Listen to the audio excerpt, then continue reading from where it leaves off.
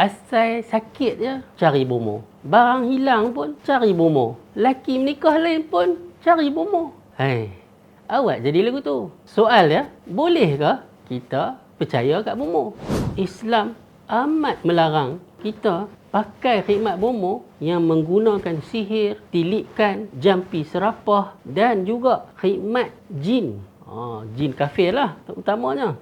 Kepercayaan kepada bomoh boleh mengancam dan menjejaskan akidah kerana ia melibatkan amalan syirik, tahayul dan mistik. Apa contoh-contoh amalan yang dilarang berkaitan dengan bomoh, dukun dan sebagainya ni? Pertama, biasanya bomoh ni dia nanti bagi tangkai azimat, kena ikat kat mana-mana badan tertentu kat kita ni.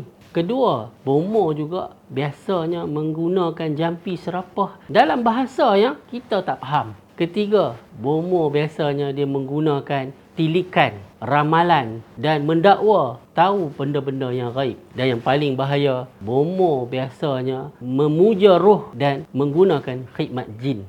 Inilah apa? Inilah Islam kita. Jangan lupa follow, like dan share video ni sekiranya ia bermanfaat untuk anda.